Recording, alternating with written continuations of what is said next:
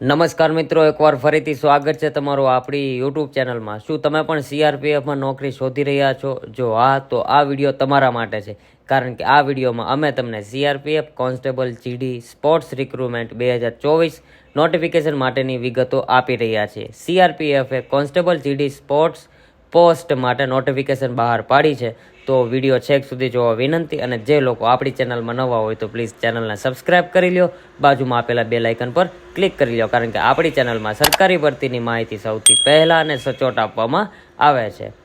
Video શરૂ કરીએ પહેલાં ખાસ સૂચના કે વિડીયોમાં આપેલી તમામ માહિતી શાંતિથી જોવી અને સમજવી, જેથી કરીને ફોર્મ ભરતા સમયે તમારે કોઈપણ પ્રકારની સમસ્યાનો સામનો ના કરવો પડે. આગળ વાત કરીએ તો સીઆરપીએફમાં નોકરી મેળવવા માંગતા ઉમેદવારો માટે આ એક મોટી તક છે, કારણ કે રાહ જોઈ રહેલા ઉમેદવારો માટે ભરતીની નોટિફિકેશન બહાર પાડવામાં આવી છે.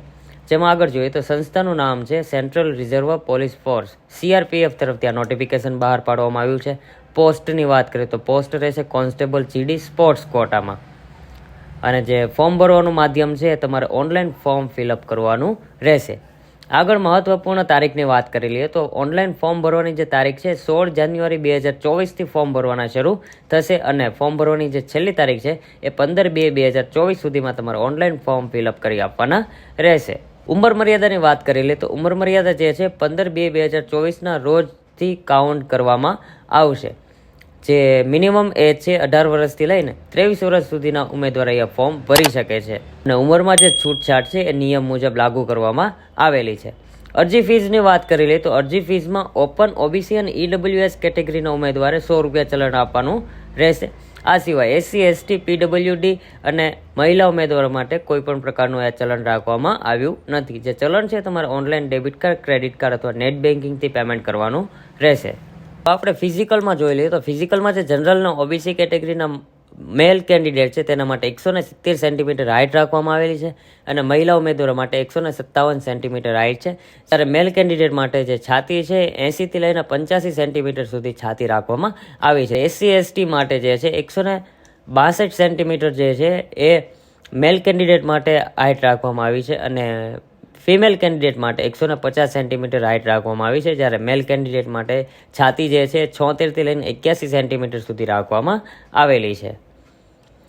તો મિત્રો, હવે આપણે જગ્યાની વાત કરી લઈએ તો કોન્સ્ટેબલ જીડીમાં જે છે સ્પોર્ટ્સ કોટામાં જે ભરતી આવેલી છે, જેમાં 169 જગ્યા ઉપર ભરતી કરવામાં આવી છે.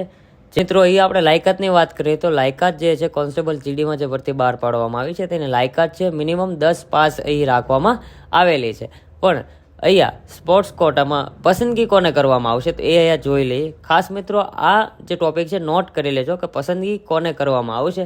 તો જેમાં જે છે એ જે ઉમેદવારે દેશનું પ્રતિનિધિત્વ કર્યું હોય અને તેમની પ્રાથમિકતા ક્રમમાં મેડલ જીત્યા હોય, એટલે કે સિનિયર, જુનિયર અથવા યુવા વર્ગમાં યુવા બાબતો અને રમત વિભાગ જે ભારત સરકારની મંજૂરી સાથે આંતરરાષ્ટ્રીય સ્પર્ધામાં ઇન્ટરનેશનલ સ્પોર્ટ્સમાં ગોલ્ડ, સિલ્વર અથવા બ્રોન્ઝ મેડલ જીત્યા હશે એ લોકોને પ્રથમ પસંદગી કરવામાં આવશે.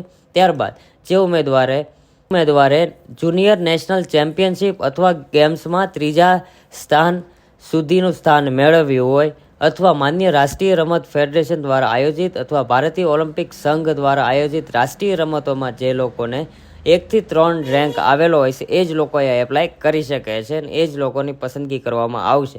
તો મિત્રો, ખાસ નોટ કરી લેજો, અહીંયા 10 પાસ તો કેટેગરી આપવામાં આવેલી છે, પણ જે લોકો ઇન્ટરનેશનલ અથવા નેશનલ રમતમાં ગોલ્ડ, સિલ્વર ને બ્રોન્ઝ મેડલ જીત્યા હશે એ જ લોકોનું અહીંયા સિલેક્શન કરવામાં આવશે.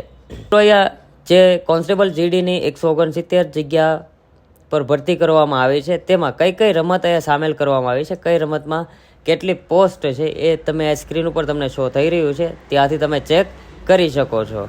તો સીઆરપીએફ તરફથી જે કોન્સ્ટેબલ જીડી સ્પોર્ટ્સ કોટામાં 169 જગ્યા પર ભરતી કરવામાં આવી છે, જેમાં લાયકાત 10 પાસ રાખવામાં આવી છે, તેની મેં અહીંયા સંપૂર્ણ માહિતી જણાવી દીધી. છતાં આ ભરતીને લઈને કોઈ પણ પ્રશ્ન હોય તો અમને નીચે કમેન્ટ કરીને જણાવો, જેથી હું તમારી સમસ્યાનું સમાધાન કરી શકું. અને આવા જ પ્રકારની સરકારી ભરતીની માહિતી સૌથી પહેલાં અને સચોટ મેળવવા માટે આપણી ચેનલને સબસ્ક્રાઇબ કરવાનું ન ભૂલતા. એ સાથે મળીએ નેક્સ્ટ વિડીયોમાં. જય હિન્દ, જય ભારત.